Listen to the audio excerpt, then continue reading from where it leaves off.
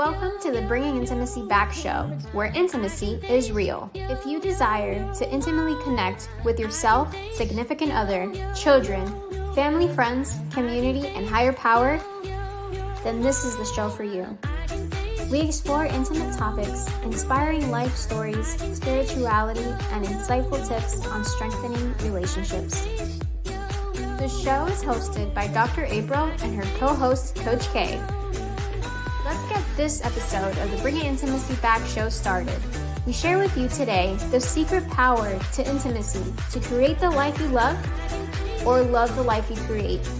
Now here's your host, Dr. April, and her co-host, Coach K.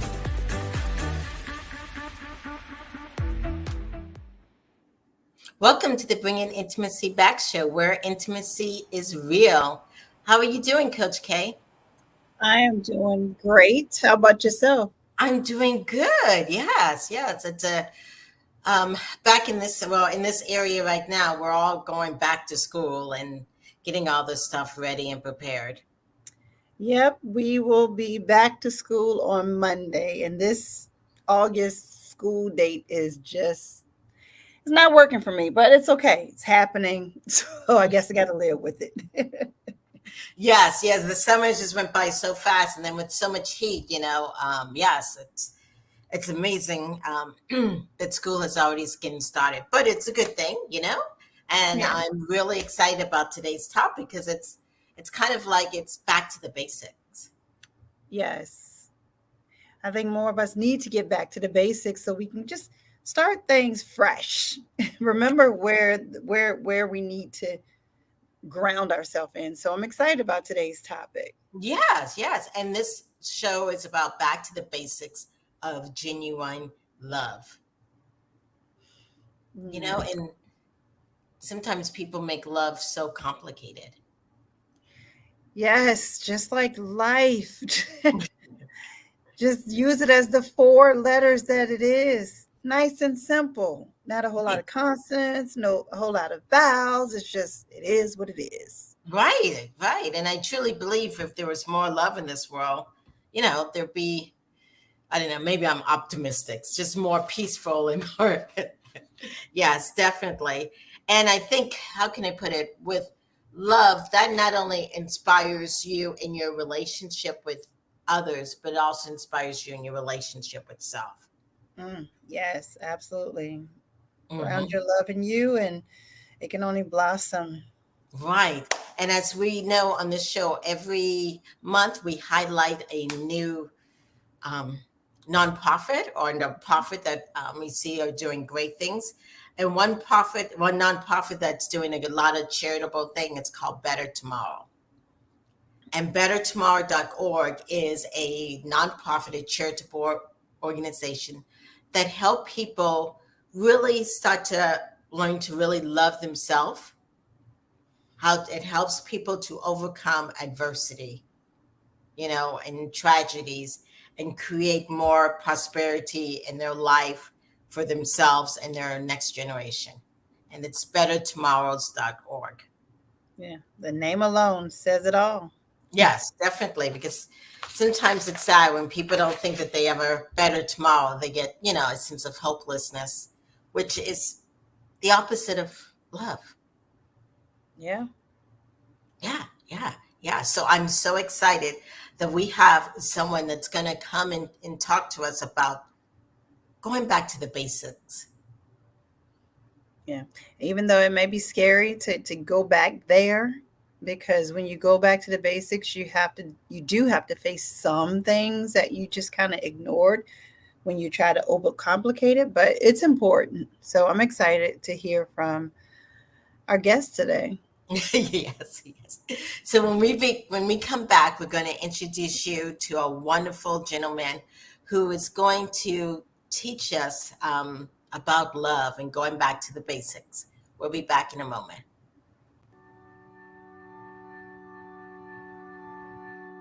Improving intimacy, everyday expressions is all about you and your partner.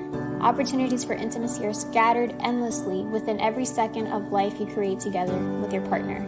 Everyday expressions will educate you and open your eyes to just how great your relationship could be with a little TLC. Improving intimacy everyday expressions provides a true baseline for the strength in your relationship you've been looking for. Available in Kindle, Audible, and paperback. Welcome back to the Bringing Intimacy Show, where intimacy is real. I'd like to welcome Paul Zolman and his role of love. Yes, welcome, Paul. Thank you. Thank you, Dr. April. Thank you, Coach K. Pleasure to be here. Yes.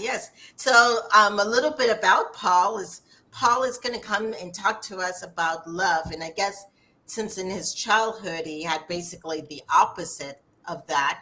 He had a mission in life, hey, that I want to do and help others learn what about love. And so, yes, he has this whole thing called Role of Love, which I'm so excited. What we ask all our guests when we first get started on the show is intimacy, because our show is about intimacy. How do you define intimacy, and how does that impact love? I think intimacy is just those feelings of kindness and care, and it almost cooperates with love. It's almost a byproduct of love. Just that kindness and that you express one to another just would lead to intimacy, which would be more a deeper sense of togetherness, a deeper sense of oneness. Yeah, I like that, how you tie those things together. Yes. Yeah.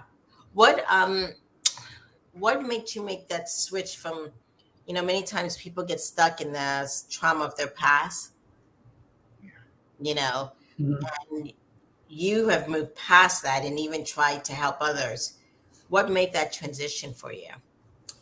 I think that understanding kind of where I was really helped me make the transition. And I think that a lot of people in a lot of things don't understand where they are, where they might be on a spectrum. And I like to illustrate a spectrum. The other day I was out walking in my neighborhood and I found a stick. The stick didn't have any bark on it, just like this. And this is the stick. And on this one side, it's really, really nice, just nice and smooth. But on the other side of the stick, you got some pointed areas and some places where there could have been some other sticks pointed out of there. I call this the naughty side of the stick. So it's a nice and naughty stick. I'm sure Santa Claus has a stick just like that. If it's not a list, it might be a stick. So when you discover, Dr. April and Coach K, when you discover where you're at on the stick, that's when you've got a decision. There's three things you could do: stay where you're at, go to the naughty side, or go to the nice side. And I think that has to do with a lot of things. You could do it with vocabulary. You could do it with a lot of different situations. So for me, it was anger. On the angry or on the naughty side of the stick is a kind of a culture of anger.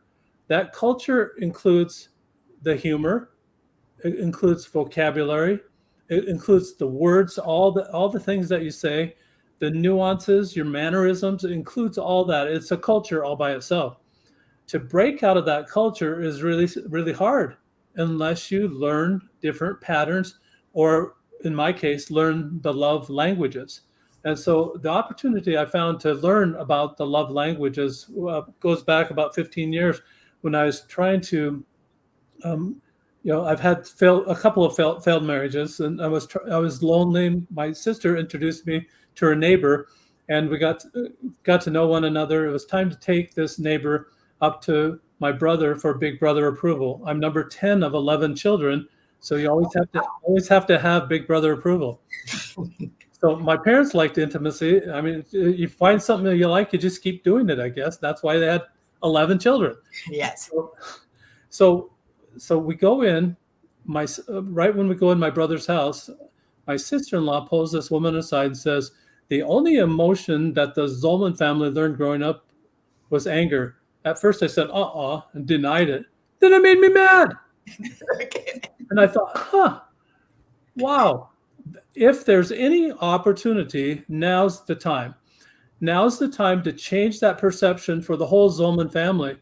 I had a grandfather that in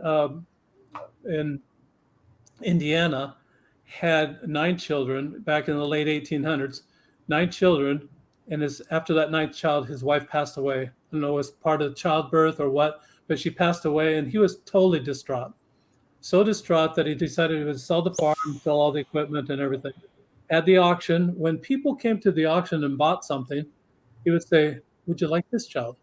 And would you like this child? Would you like this child? Would you like this child?" And he gave all the children away, Wow. except for one. One named Benjamin. He took Benjamin with him to Montana, married another woman, had 10 more children, of which my father was number 6 out of that 10 children.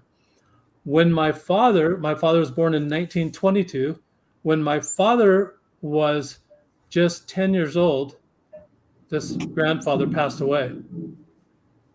So it's 1932. Not only do you have abandonment of all 19 children, but now you have economic issues. You've got financial problems, and you've got all these other things piled on one on top of another. And it's just very stressful. So in that stressful situation was my father growing up. He didn't make it past 8th grade. So with just an 8th grade education, he became a truck driver and then learned the diesel mechanics after that.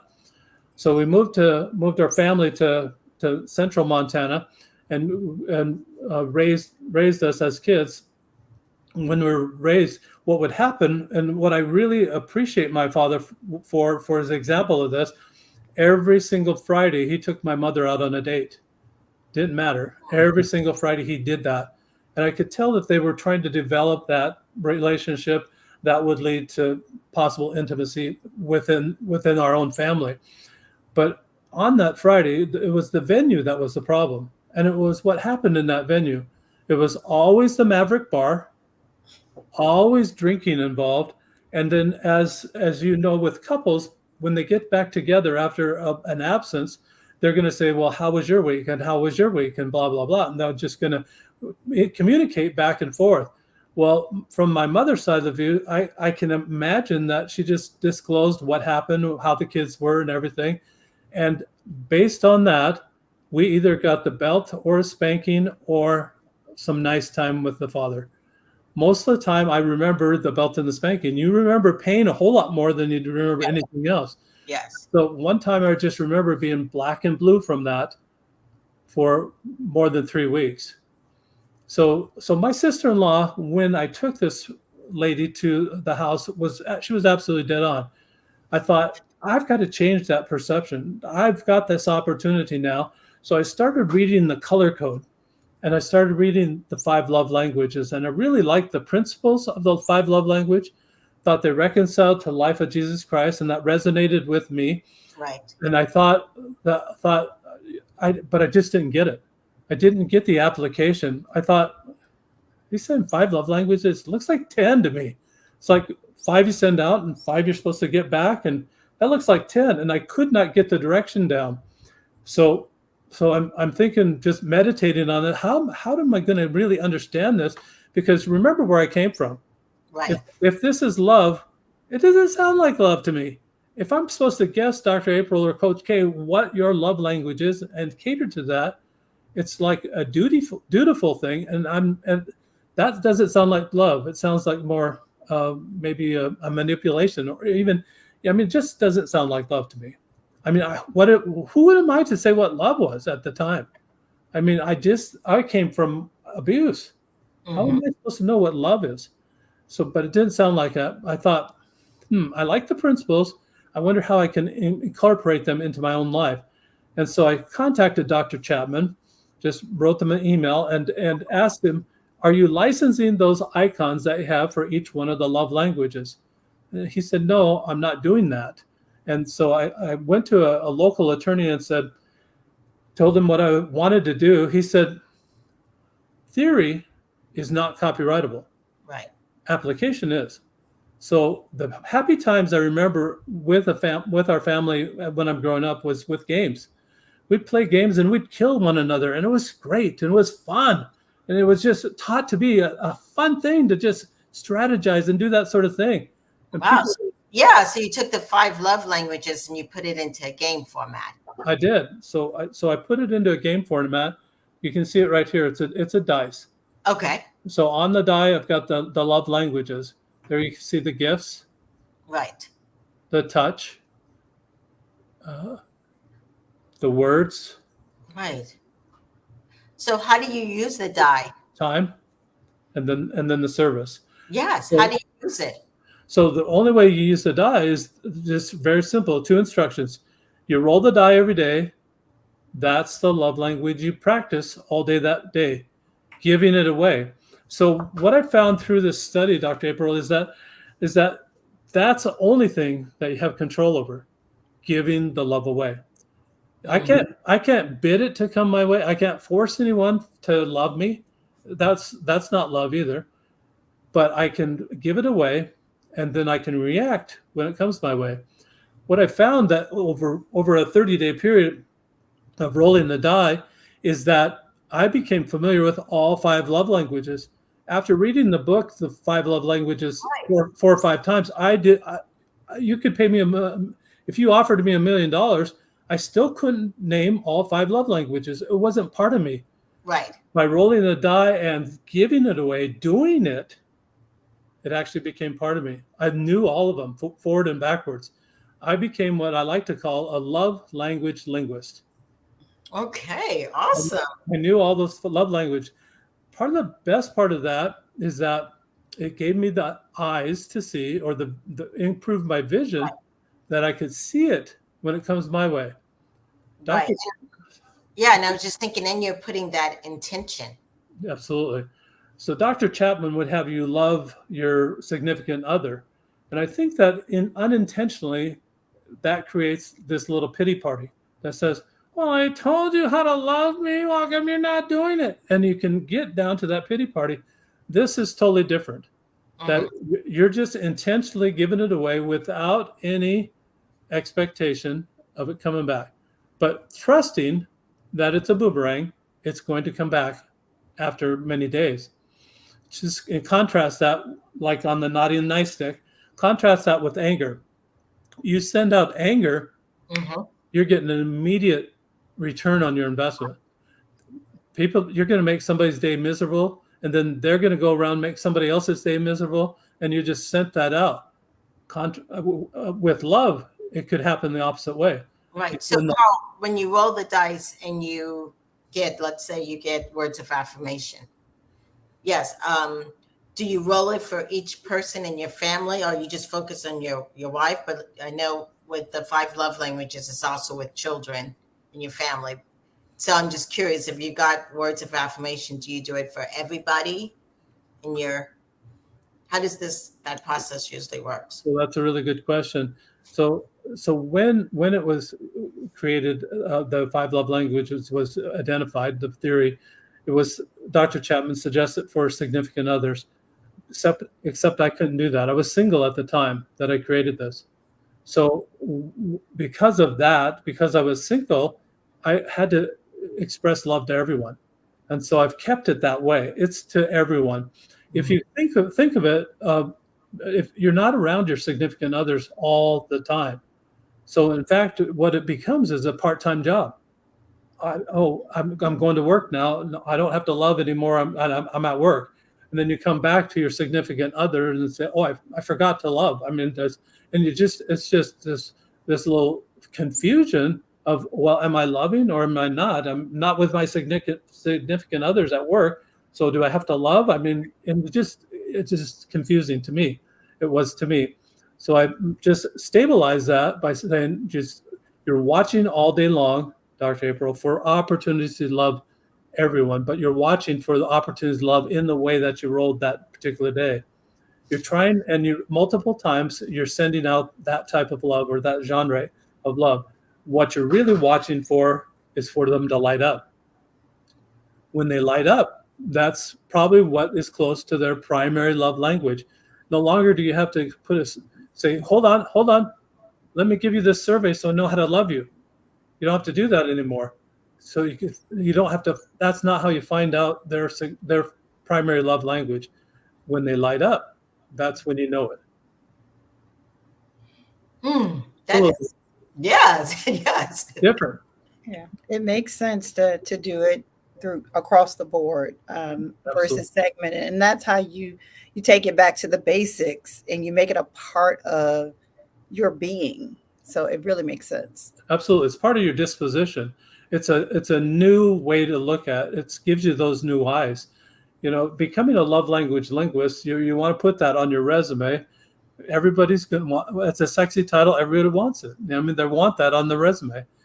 What happens is that you see that on the resume as an employer, you're going to say, what the heck is a love language linguist? And you're going to say, well, I just love people. That employer wants their customers loved. They want a loving environment in the workplace. Your resume is going to rise to the top. Yep, because people don't care how much you know until they know how much you care. Absolutely. Absolutely. Yes, wow. Well, thank you so much. So I know you've written books about it. Tell us about your books. So I wrote a book called The Role of Love, and this is a kind of the backstory of how it all came together. But it also includes some other anecdotes about different tests I did it with. I did it with a family one time. They had 5 children, and the youngest was 4 years old. And so the 4-year-old rolls a die, and all of a sudden he rolls physical touch. And he's jumping up and down, pumping his fist and saying, yes, physical touch, physical touch. And immediately he goes and beats up on his brothers. And so the mother has to suppress the laughter and say, no, this is appropriate physical touch. And it became what I like to call a teaching moment. And that's what we're looking for, is those teaching moments. How do we teach these children what appropriate love is? And back to the basics. How do we just instill this in them? And I thought maybe in the school system, where maybe kindergarten through 6th grade, you'll notice that on this die, there are no words. So if I say the word elephant, you're not seeing in your mind ELEPHANT. You're seeing the elephant. You're seeing the animal itself. So these pictures actually become what I'd like to call a memory hook. They're in your mind. You roll the die at the beginning of the day. It's in your mind that you're watching for those opportunities all day long.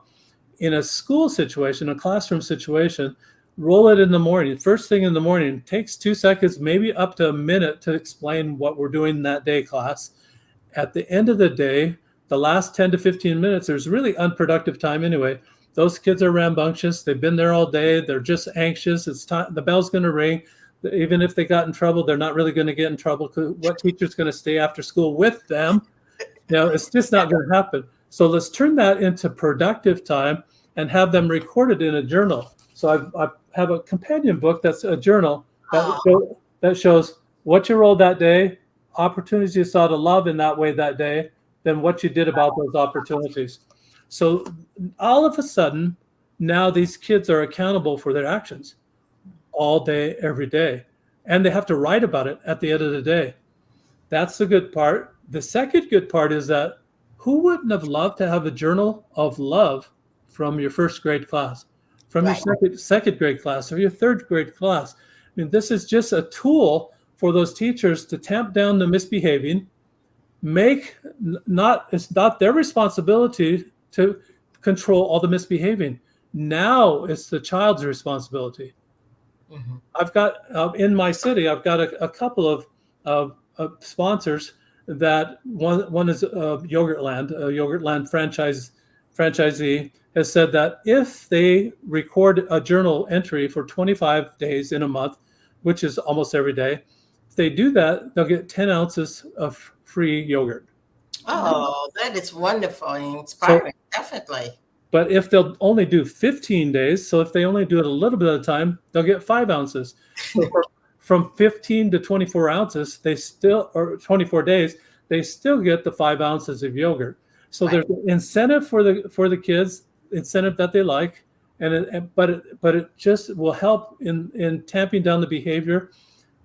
Forget about the bullying. That's not even part of the program. And if you're even on the program, you're not even going there. You're not saying, what's wrong with Billy? What's there not to like about Billy? You're just looking at what's good about that person.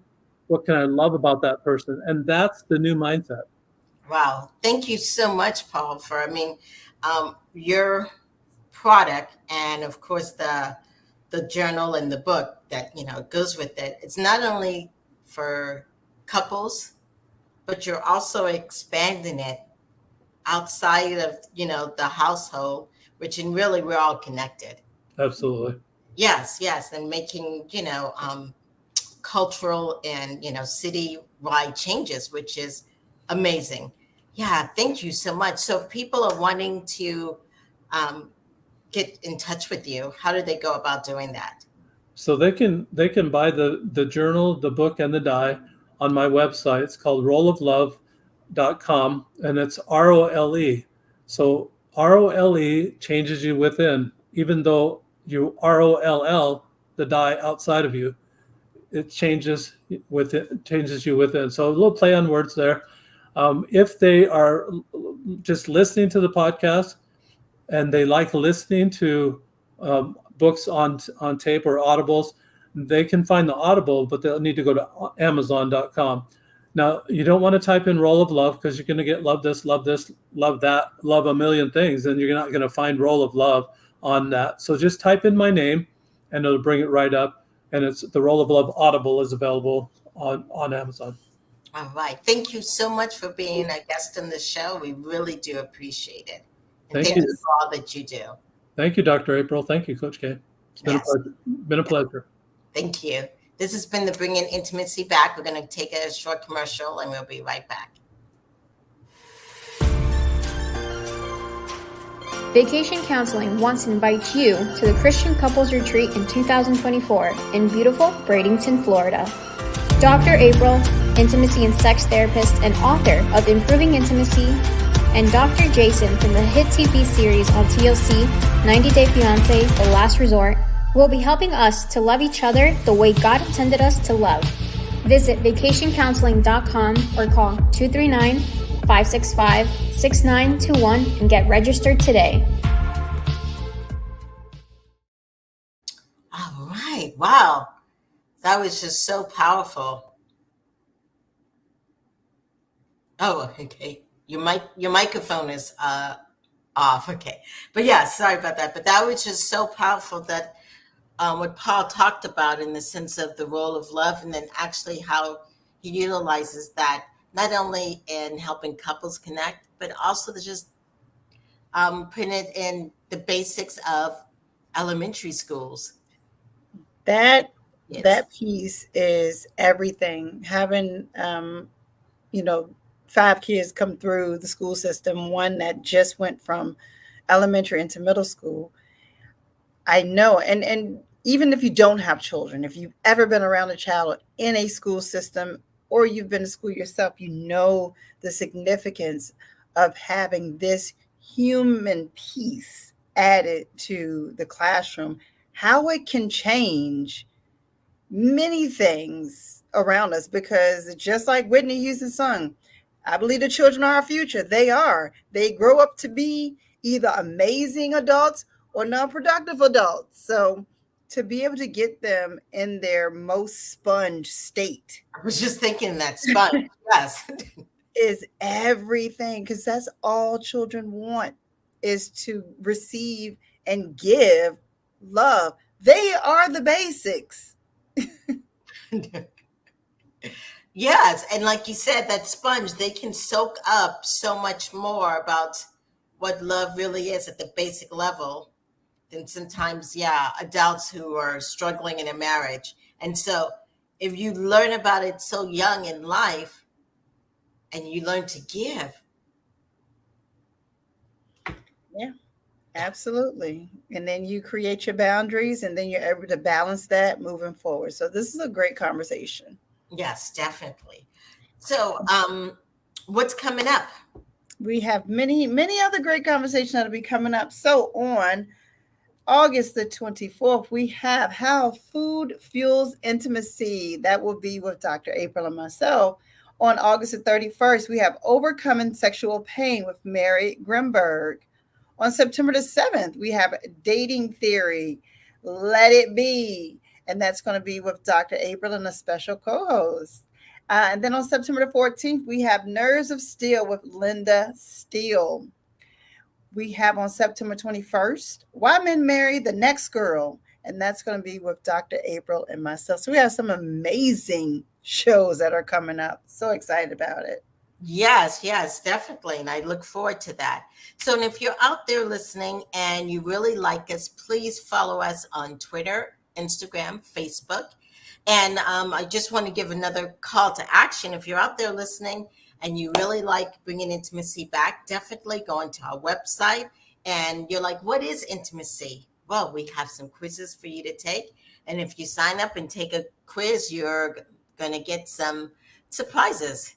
So maybe some coupons to some of these awesome retreats that we have coming up in the future. Yes. All right, then. Thank you guys so much for listening, and we'll see you guys next week. This has been the Bringing Intimacy Back show, where intimacy is real.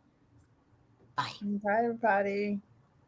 Thank you for listening to today's episode of Bringing Intimacy Back, where intimacy is real. You can also find us at bringingintimacyback.com, LinkedIn, Facebook, Instagram, Twitter, and YouTube. Dr. April Brown's 7-book series, Improving Intimacy, is now on Amazon. We'll see you next Thursday at 3:30 p.m. Don't forget to follow, share, and subscribe.